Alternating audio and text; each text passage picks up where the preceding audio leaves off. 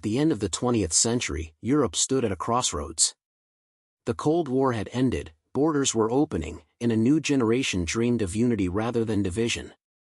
Yet beneath the ideals of cooperation and peace, Europe remained fragmented in one crucial way: its money. Dozens of currencies flowed across the continent, each a symbol of national pride, economic sovereignty, and historical struggle.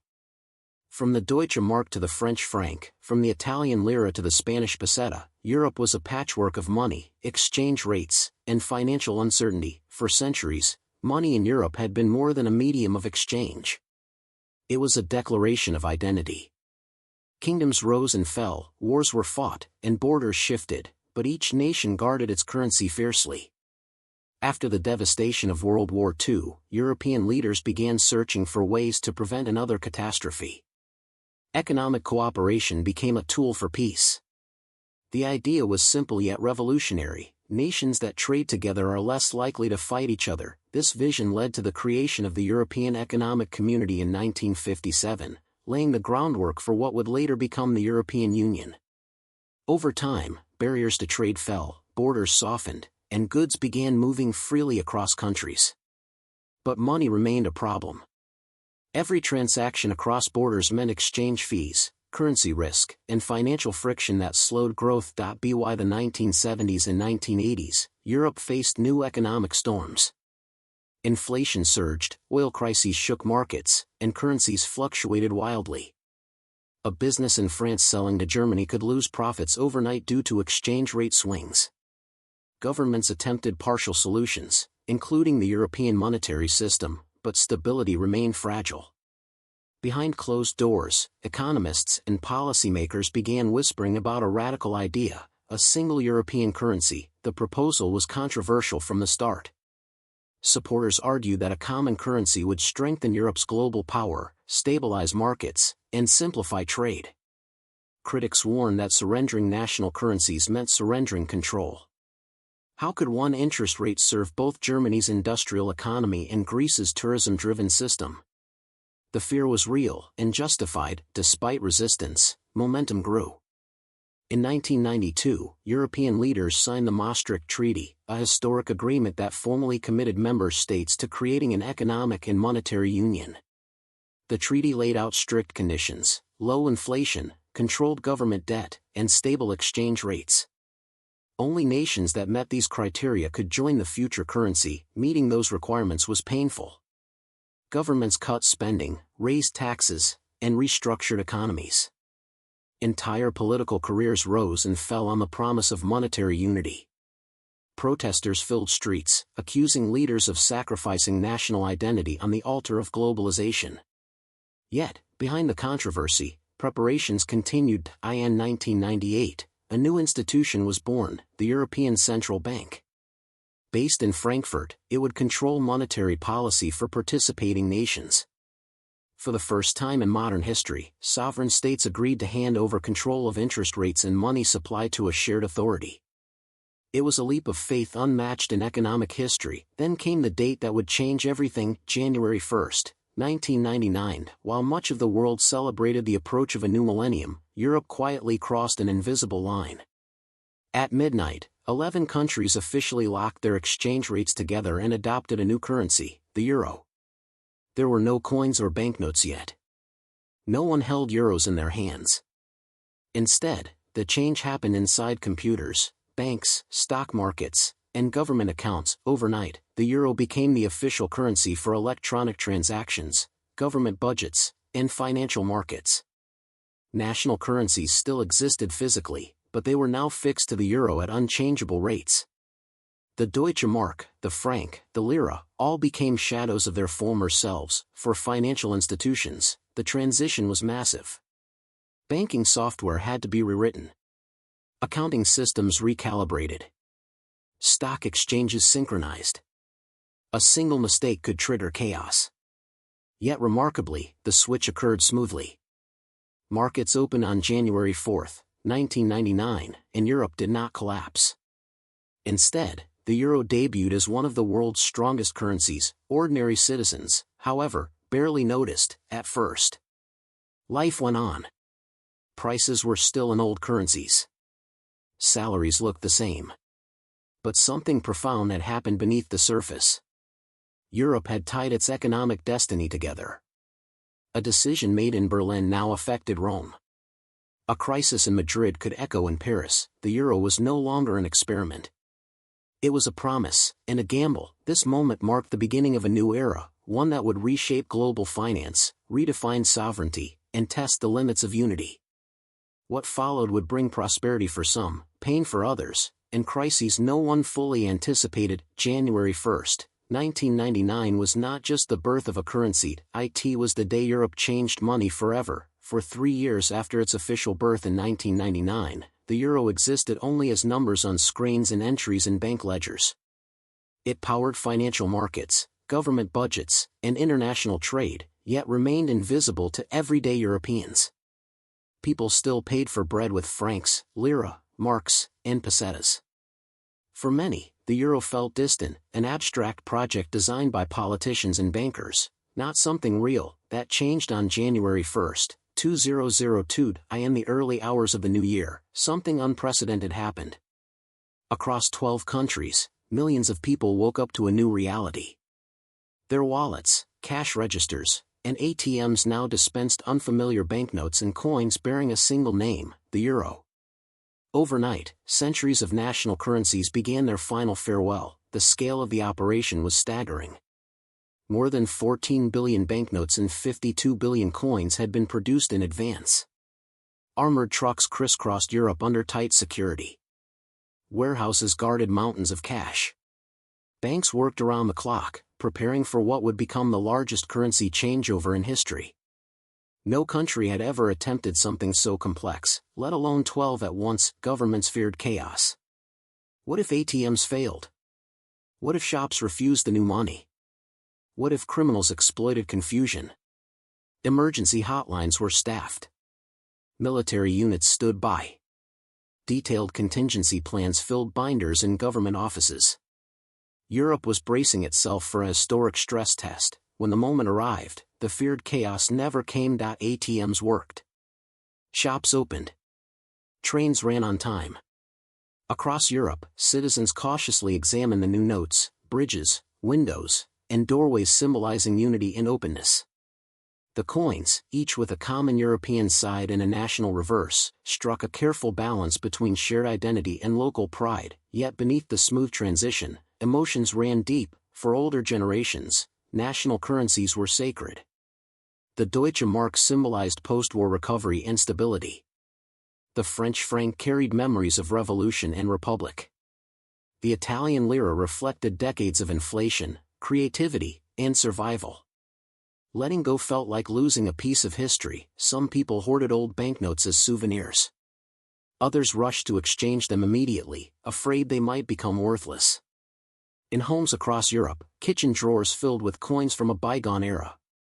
Museums prepared exhibits. Newspapers printed guides explaining conversion rates, hoping to ease anxiety. For businesses, the pressure was relentless.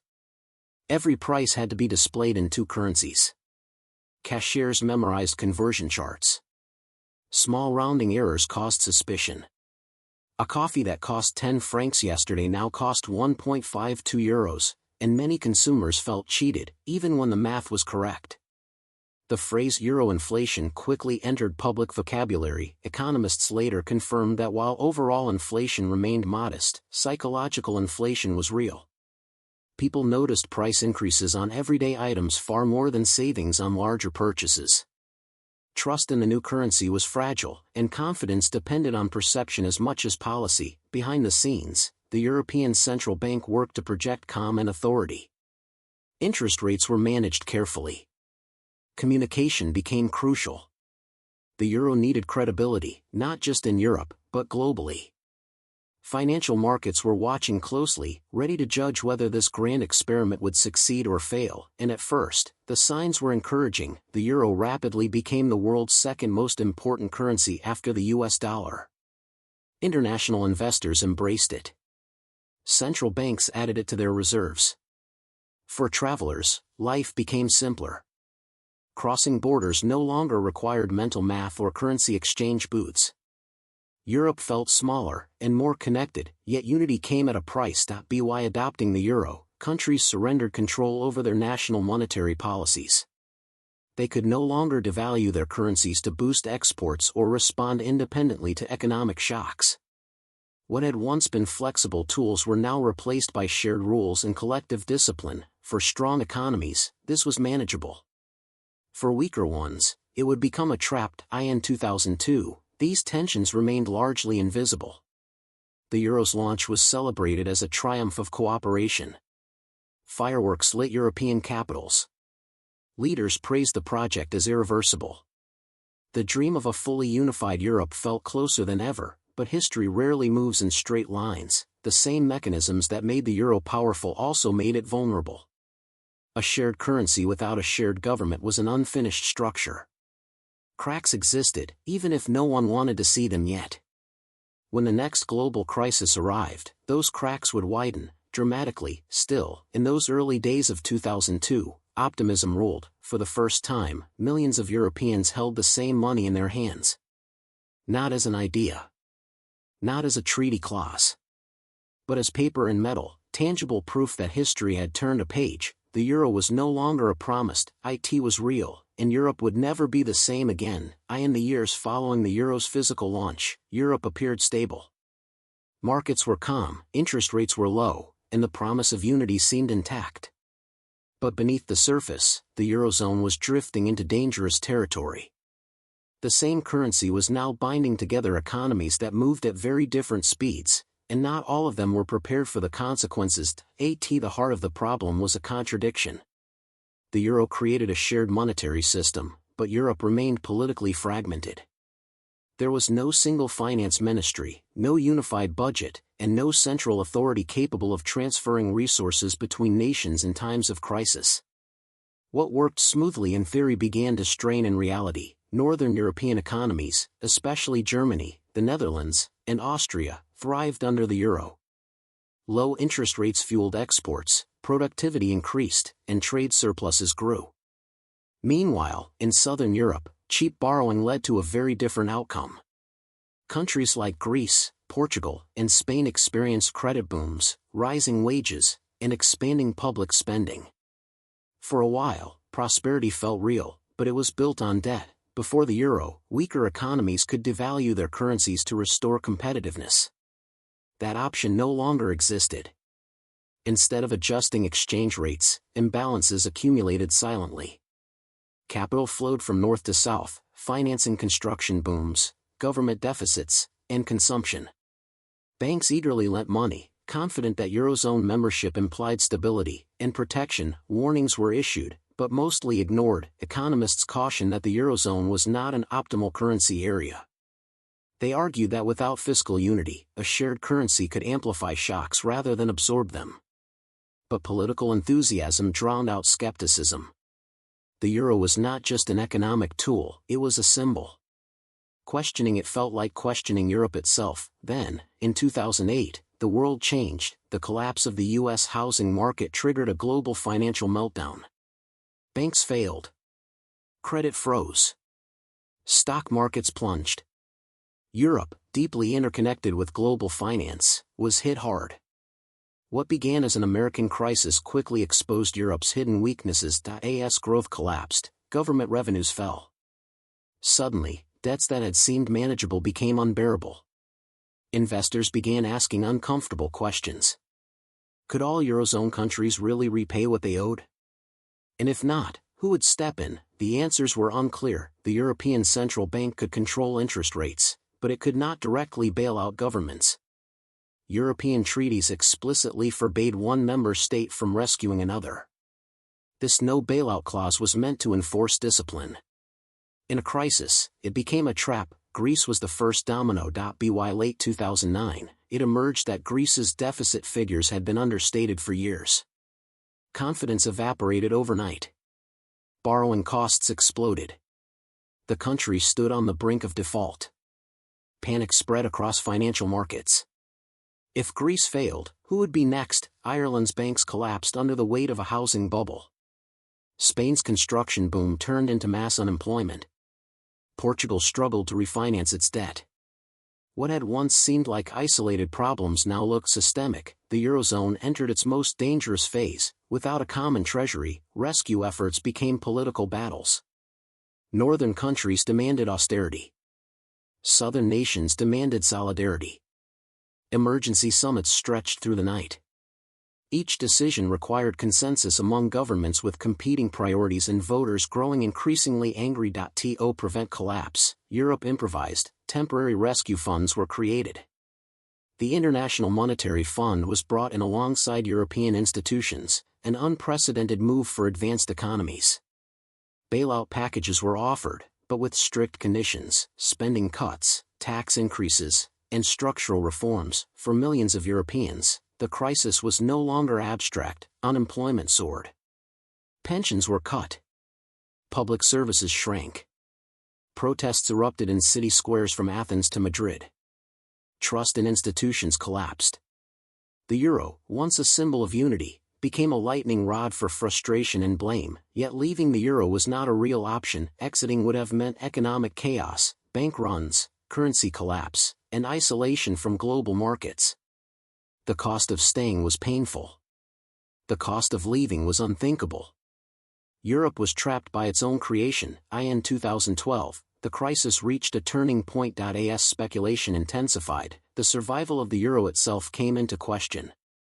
Financial markets prepared for the worst. Then, in a single sentence, everything changed.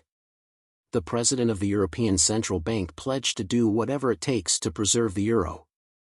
Those words, backed by action, calmed markets almost instantly. The immediate crisis eased, but the lesson remained: the euro had survived, but at a high price. Economic divergence had deepened. Political divisions widened. Trust between nations was strained.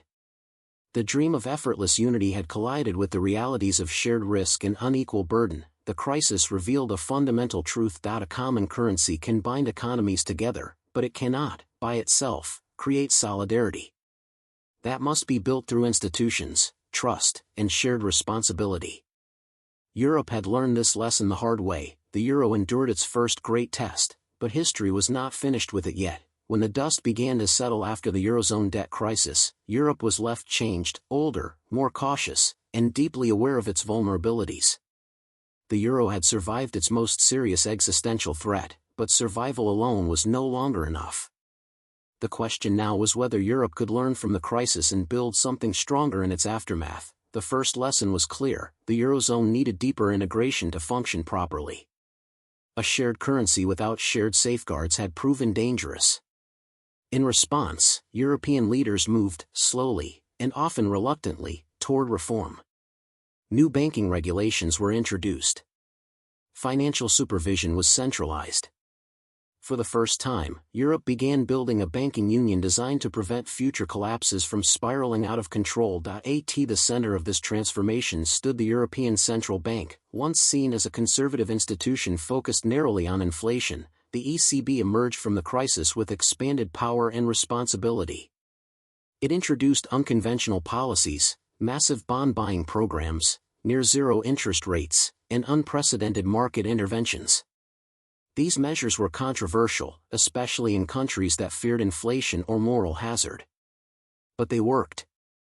Markets stabilized. Borrowing costs fell. The euro gained breathing room. Slowly, growth returned. By the mid-2010s, much of Europe was recovering. Employment improved. Confidence crept back. The euro, once again, appeared resilient. Yet political scars remained. Populist movements gained strength, fueled by anger over austerity and inequality.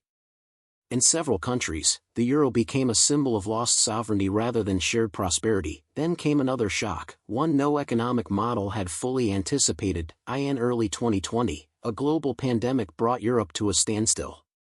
Borders closed. Cities emptied.